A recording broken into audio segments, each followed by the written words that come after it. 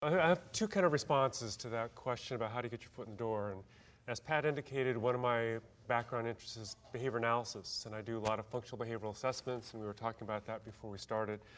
And I would suggest that one of the things you want to think about as a researcher, from my end of it, going and looking at trying to build partnerships with LEAs to do research and so forth, you might want to start out by doing a functional behavioral assessment of that relationship. And one of the things we noticed in my research group is that the incentives, the reasons why we want to do research are different than what LEAs want to get out of research. I want a publication, I want research sites, I want people to do what I say, I want. Whereas the LEAs want solutions for problems that are happening on a day-to-day basis. They want materials, they want consultation, they want freedom from some kids, they want, right? And what you notice about that analysis is that there are differences between what I want and what the LEAs want with respect to partnerships around research.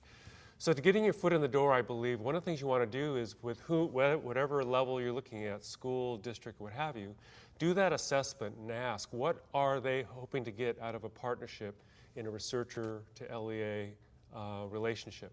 And look for those overlaps as a way to initiate the interaction around a research project or an activity. So do that analysis, because what you're going to find is different kinds of motivation for participating in partnerships between LEAs and researchers like myself. So the second part then is, one thing we've done at Connecticut, and we used to do at Oregon when I was there, is that we made sure as researchers that we made ourselves available to do consulting, or made ourselves available to help out or to provide materials without any connection to research, data collection, human subjects, all the things that go along with the research side. Because once you make yourself available and you can, and the LEAs recognize that you become a resource to them, when the request is made, well, we'd really like to study this a little bit more systematically around that question you had around working with that kid, one kid, Julia, or what have you. And then you have that opportunity to go a little further with the request. So 2 points. One is understand the context in which you're making the request. Second of all, or the door that you're trying to open, using Pat's question. The second of all, stick your nose in that door a little bit, but don't ask for anything until you've spent a little time there. And I'm going to build on that, in particular focusing on the what do you do when you move somewhere that is different for your first academic job than where you've been trained or where you have experience. My PhD was completed in Illinois, Northwestern University. My public school teaching for 7.5 years was in Colorado, and my first job was in California. And one of the first research projects I did, I got a small grant my first year, was very excited, a research grant on campus. And it was basically a replication study of my dissertation work, which was on research on writing and self-efficacy. And didn't involve a lot of time from students or teachers, but I had a very hard time getting participants. And a few things I learned the next end of the following year, when I did actually a rather large-scale study, collaborating with Kathleen Lane and Eric Carter and Melinda Pearson, where we got into 10 districts, where before I couldn't get into one school. And a few things sort of had changed in those 2 years. The first was I made a conscientious effort to understand the language. All 3 states I'd been in used different things to describe kids, to describe their schools, to describe their programs, to describe their partnerships. And so I was able to, obviously at that point have a better understanding. The other piece about California, which it took me a while to fully understand, was that we have a variety of different districts. We have a joint school district. We have high school districts. We have K-6. We have K-8. We have K-12. We have high school only. And as I drive to work on a 15-minute drive, I cross through all of those. And so I had to understand the context of the schools in which I also wanted to work. The next piece was that we had to, when we went to the larger scale project, we had to really understand that we worked with so many different districts. I have a district that has 6 schools. I have one that has 5. I have one that has 30. And so the variability was great in what their expectations were. So at one school, to start a research partnership, I needed to go through the school board first to be approved with a very formal written process. Another district, if a principal was willing, then I could take that willingness to the district for approval. Other places I didn't need district approval, I needed site-based. So to really understand the folks with whom you work is super important. I will tell you though, what I know was part of the development of partnerships is really a lot of what George just talked about. It's building relationships. I had the opportunity, I'll say, as part of my teaching to do some supervision in the schools. And I gladly volunteered to have that be one of my courses because I knew it got me in to the school sites to really see how the work in California was being done. It also built relationships. So I was able to be there in a different role and to make a commitment to that school. They knew how I worked, they knew what support I could provide, and I will tell you, to this day, those principals continue to be super responsive. And when I call, when I email, they call back, they answer the phone, I get in touch with them rather quickly, whereas that very first time I was calling, leaving messages at the front office, sending emails, and they didn't know, they knew a relationship with our university, but didn't know what role I played. So I think really it's understanding context, building partnerships, and a lot of that really is sort of part of that functional behavior assessment that you might do in the world in which you're now going to work. So it does take time, I guess is the real advice I have. Building relationships takes time. Understanding what those schools need and what you can give takes time in developing your projects. And I think I was all excited. I thought that first year I have this grant, I'm going to get this done, and I didn't. But that didn't mean I couldn't do more work in the future. And I continue to do that, and even the schools that I'm not in directly, I still do have some contact with. I send them resources when I find them, things that I think they might find useful. So relationships do matter, and I think that's an important piece of it, is understanding who you're working with and what their needs might be. I think those are excellent suggestions, both from George and from Kristen. I would add to that is that start to search out in the districts where you want to, where you are wanting to work. Where are the job alikes happening? Where are the principals getting together? If that particular state or district has a regional educational service agency, oftentimes they cross multiple districts. And those individuals and professionals in those agencies actually know a lot about the administrators, the schools, and the teachers. They know who might be working and would welcome help, who is a new administrator who would like to co-collaborate, and to have put a stamp on their school. So I would offer that you look into those. Oftentimes, large school districts have principal meetings. Ask to be a part of those. Ask to maybe if the principal meetings are not the vehicle, maybe the assistant principals. Oftentimes, they're looking to move up. They're welcoming an opportunity to work with someone, and they'll give you a lot of information about what's actually going on in the schools.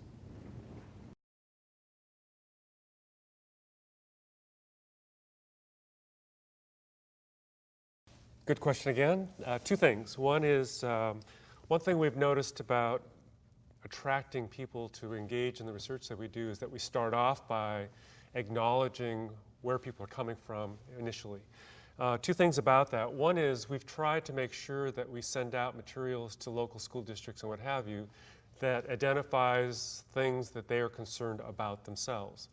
If we communicate to them that we recognize the challenges they're having, much like what was described earlier, that we understand the kind of needs that they have, they're more likely to respond when we have something to initiate.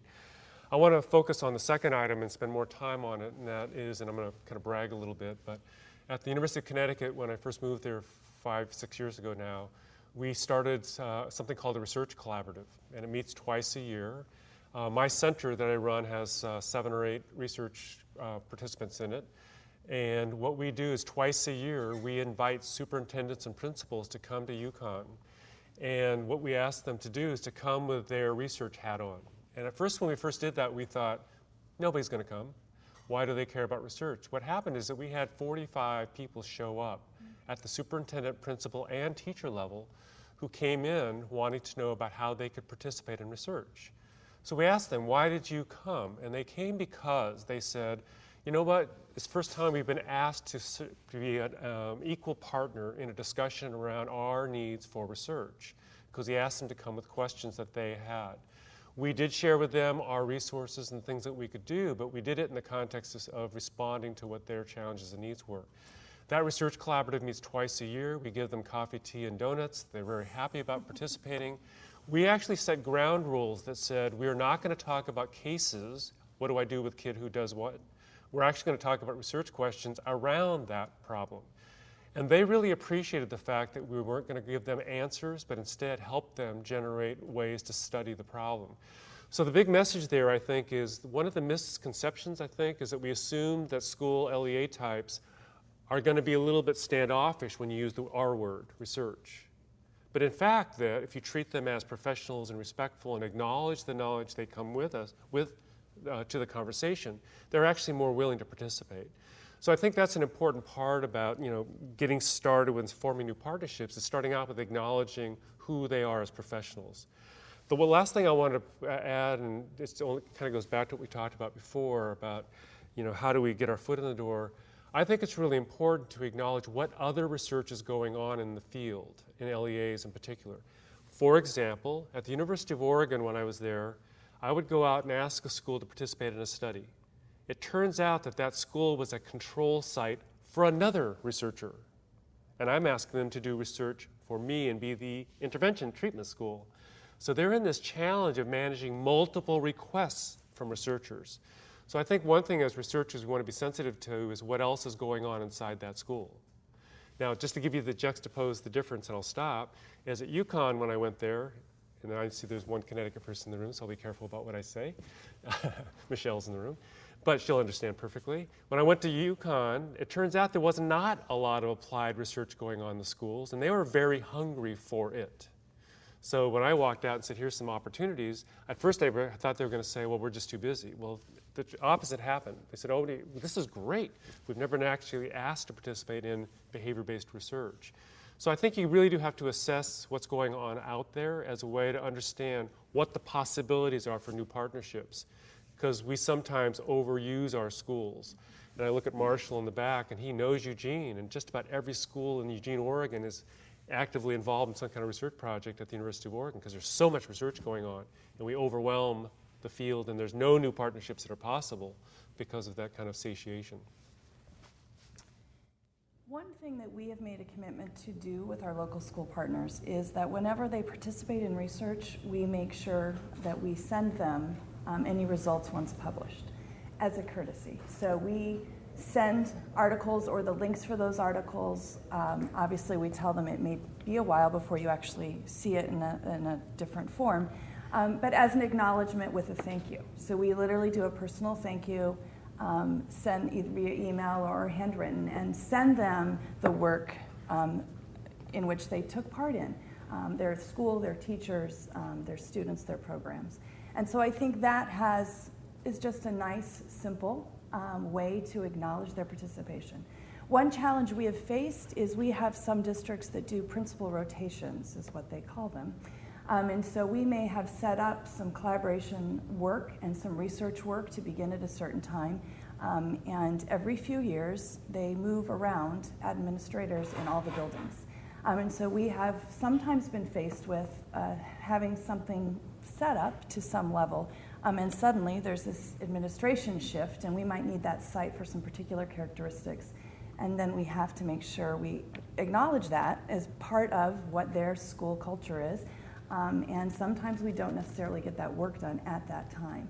That doesn't mean that the principal's not interested. We follow up with the principal who's moved, we follow up with the new principal, but we then have to acknowledge that that new principal coming into a new school may not want to participate at that time. And I think that's a very important piece, is that sometimes there are some things that happen beyond our control, and we need to acknowledge that they're not ready for it. We always make that connection. The other piece when we do send information about publications that have come from the work is and part of thanking them for their participation is asking if they'd be willing to participate in whatever is coming next, and making sure we continue that connection. I have a wealth of number of buildings around our campus and within a relatively short drive, but that doesn't mean we don't spend more time in those ones that are closer. And that's important to consider, that we really want to make sure we're meeting their needs as well as obviously meeting ours for the research perspective.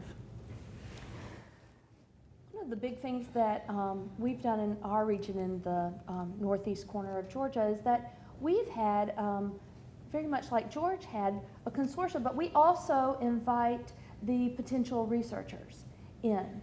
And we met with each one of those groups separately to try to figure out if we could do a better job of helping them match their needs and match the research. And when we brought them afterwards, then we made the introductions.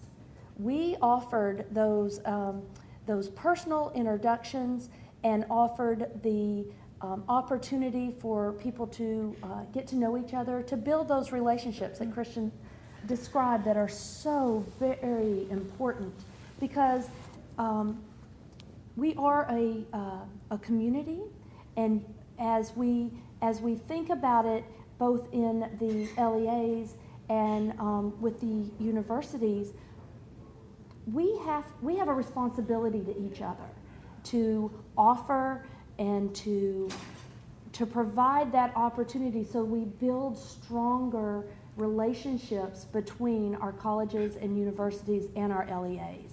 And we really took that seriously, and we've done that a couple of times, and it's been very valuable. And that actually came from our colleges and university. They asked for it. So don't think that if it's not happening in your area that you might not reach out and figure out a way to do it. And it was so strong, it was continued in one of our larger school districts, because it helped the LEA monitor so many individual requests didn't go to one school. Or didn't go, and we did it, so many requests didn't go to one system, and that we had a chance to broaden that.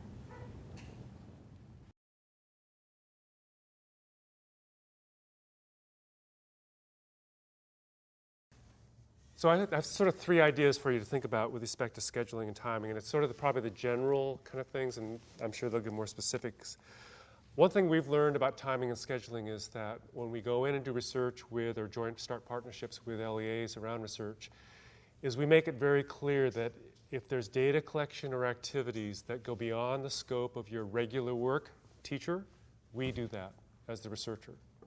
If it's part of the work or expectations for the research that is part of your job already, then we'll help you and collect that back and so forth. But our general rule is we try not to ask people to do stuff that's different, that's not the same as they would typically do as part of their jobs.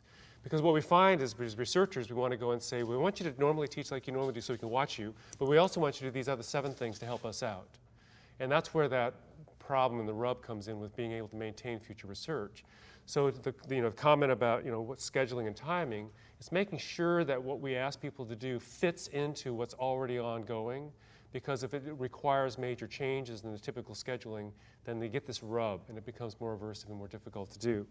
Second point I wanted to make is just to spend time ahead of time, and using the language that was described earlier about building these relationships with the people doing the research, the classroom teacher, the school psych, or whatever.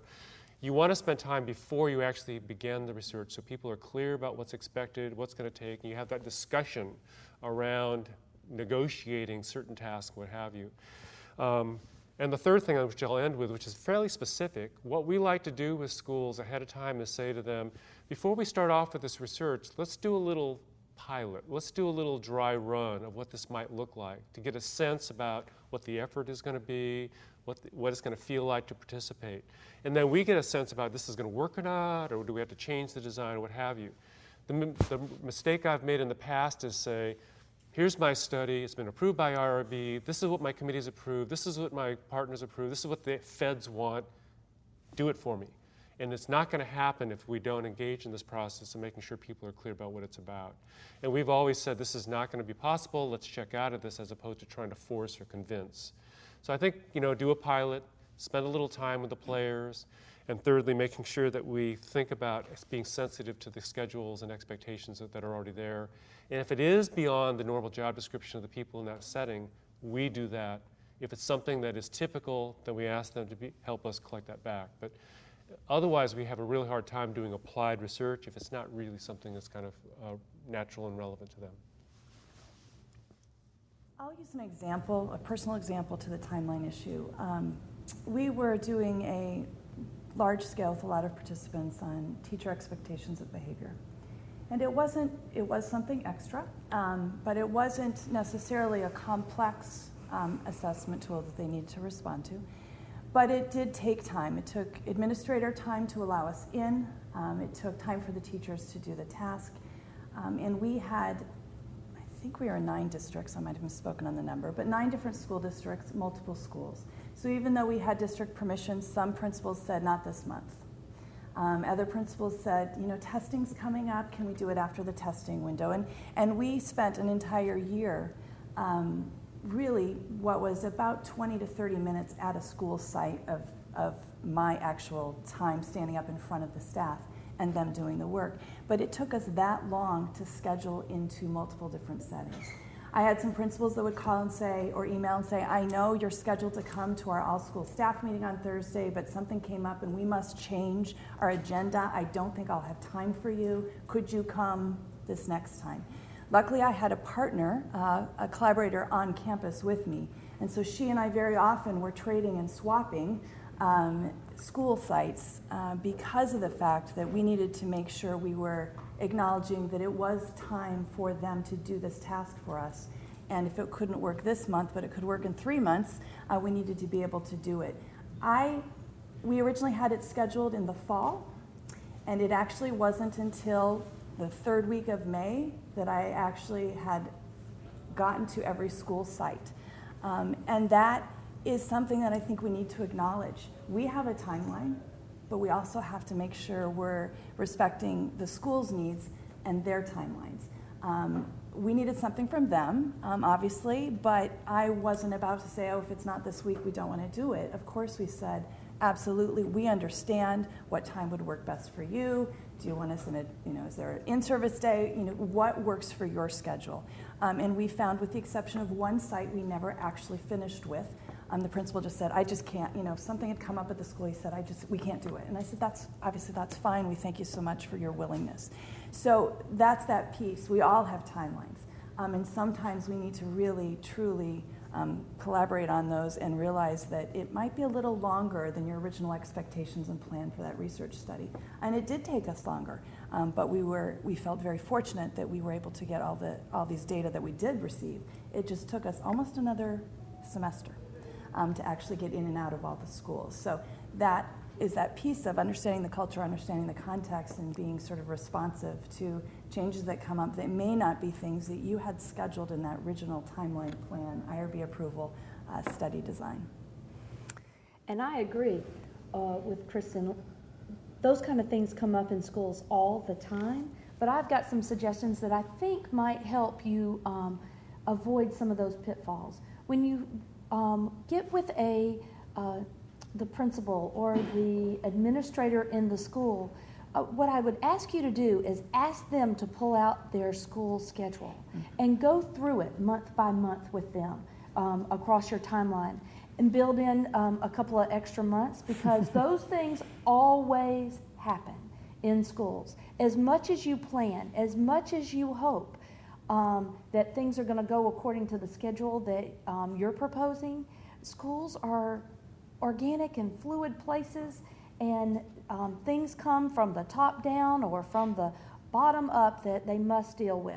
And one of the things I want you to be aware of is that if you're looking at to provide an intervention or to have something happen, and that if it's going to impact a master schedule, those schedules, those administrators are working on those schedules the first week in February of the year prior to school opening. So if you think you're going to arrive in August or and have anything change, that is a major thing in a large high school. It probably isn't going to happen. So think always that master schedules are running in your life almost 6 months to 8 months ahead of time. The other thing you should be aware of, I work a lot in high schools and middle schools. You need to know if it's going to be Spirit Week. You need to know if that's the week of homecoming or the prom. Those are very real cultural things in schools, and school's not operating on a regular schedule during those large weeks. And so when you look at those month-by-month schedules with the administrators, and you're looking at that, you want to be aware, because that is such a part of a administrator's life, they may never think to tell you. So that would be my number one suggestion to avoid some of the pitfalls that happen there. And I think many are publicly posted. We can pull down some of those schedules off school websites, and that's a great suggestion. That's one thing we did, was look at the district calendar and then a school calendar when we made the initial contact, and that's something really helpful. There's a lot of information on it. That's a great idea.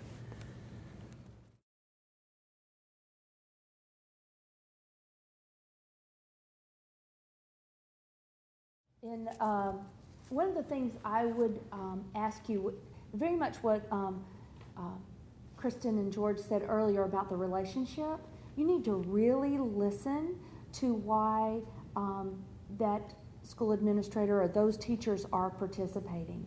And if they are participating and they're wanting to maybe have some recognition, or to if they're considering moving up, a well-placed and well-written letter to their superintendent, if it's a small school system, to that might, or attend a board meeting, so they can do a presentation.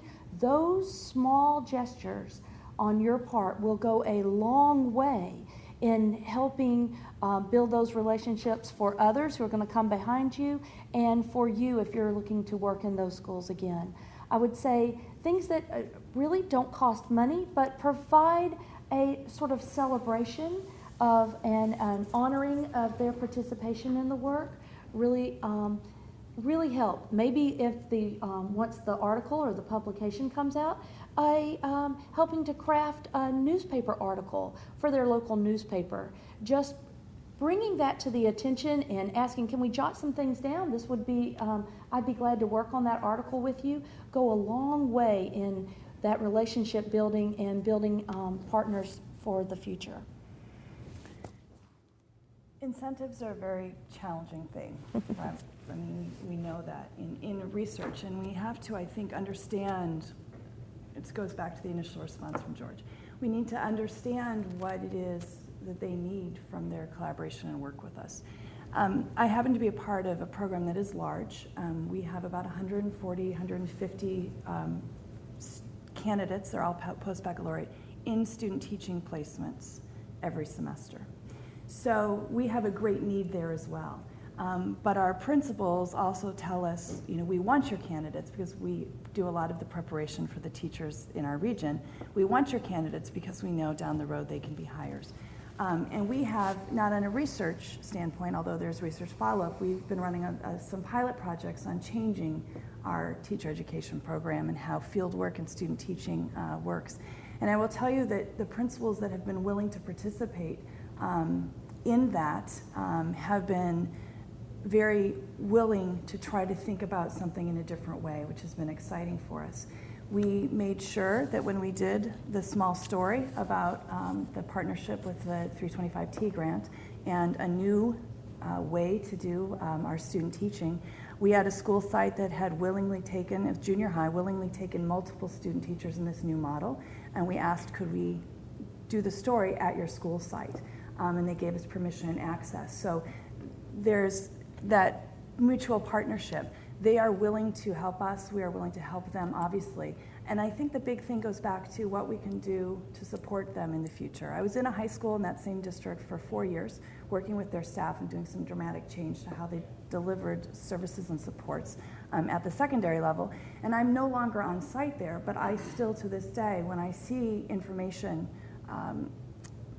news link, something coming through, usually via email, I send it to that principal and say, hey, I think this might be of interest to you. And I think that is an incentive that you can't measure with dollars, that the resources that they may still need, you can keep sending after that partnership is over, because that is, I think, very important to maintaining those relationships, because there will be future partnerships, you hope. So I have 3 or 4 quick little suggestions, and one is sort of a cheating thing, so be careful about this one. The question says about encouraging and maintaining. One thing to think about as a new doctoral student, new researcher, new higher ed person or what have you, as you approach an LEA and you're thinking about trying to establish a relationship, one thing to do is to cheat and tag team with another researcher. Because I always remember when I first started out, I'd go out in the field with a Mike Nelson or an Ed Blackhurst, or and they would already have an established relationship. So I could tag team along. Now that tag team doesn't mean you go in and take over, or you say, I want you to do more. It means taking advantage of what's already there, because it is a well-established relationship. You can get research started and so forth. So it is sort of cheating in one way, but there is a research community that you want to participate in and you want to take advantage of and encourage, because it will kind of get you started on the process. So the tag teaming, I think, is an important one. But you got to, again, be careful about how that goes about, because you want to make sure that you're not asking for more or intruding. Second thing I want to communicate, which actually is an elaboration of what Kristen and Laura already indicated, and that is the incentives or the feedback has to be given to a very broad audience, not only to the kids, teachers, but also to family members their kids have been participating in the research. We want to make sure that all people who have been affected by the activities are acknowledged for this.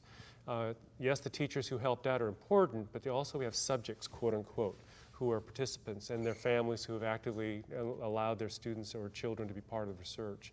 So I would expand out that incentive thing. Related to that incentive question, one thing that we do quite a bit of is including the LEA active participants in our publications and presentations. I'll always remember back in 1995, Rob Horner and I did one of our first PBIS studies in a school at Fernridge Middle School.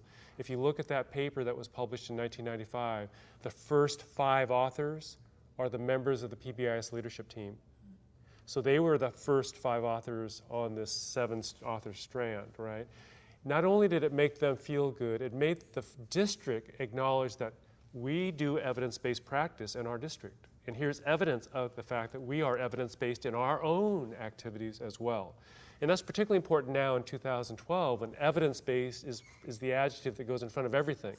So how do districts and teachers and others demonstrate that they're being evidence-based in their own efforts?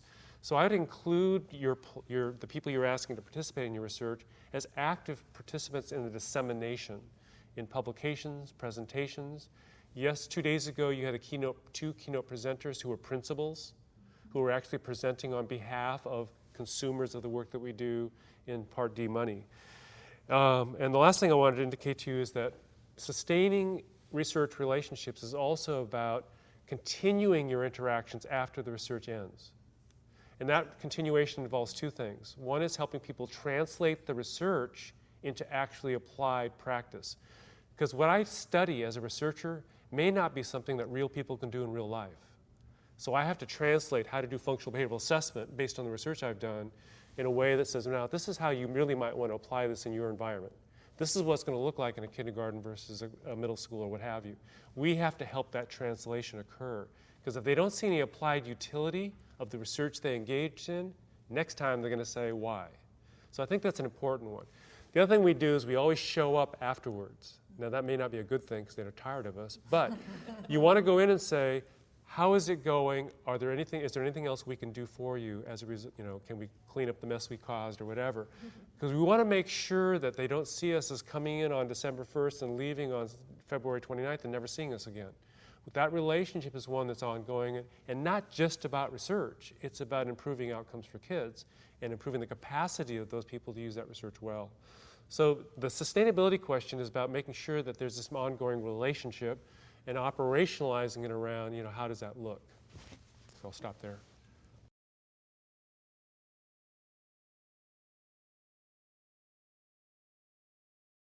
I think we've covered a lot around that question, but what I would add to that conversation is that be very honest and clear right up front.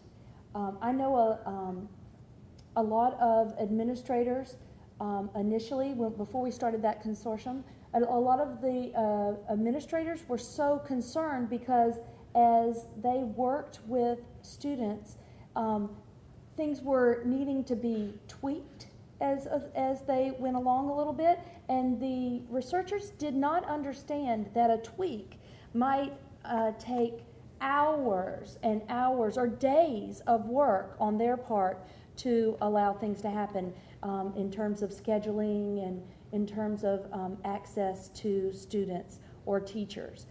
Just that those types of things, and being very honest and clear so that both of you understand what the expectations are. I know that a lot of administrators have misconceptions of what their role is going to be, and teachers have misconceptions of what their roles are going to be in this process.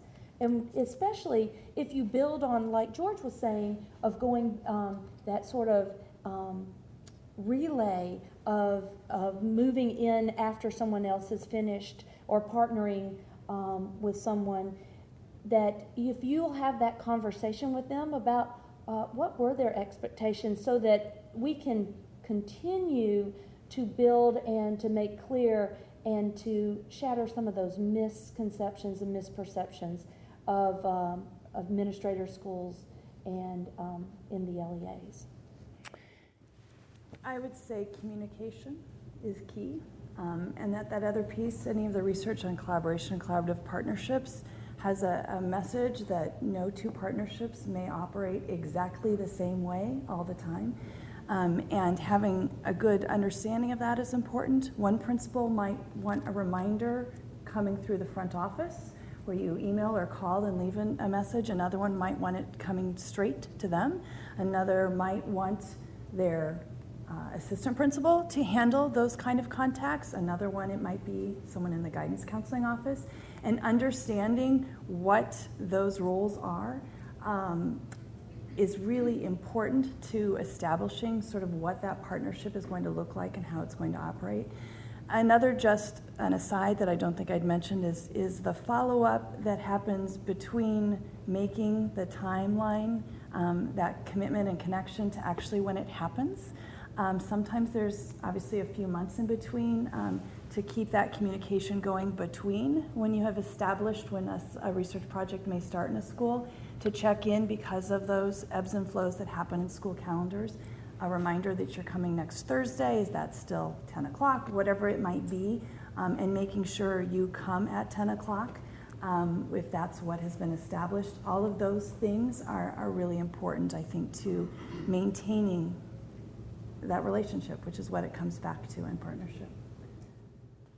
A couple things, I think, around sort of negotiation.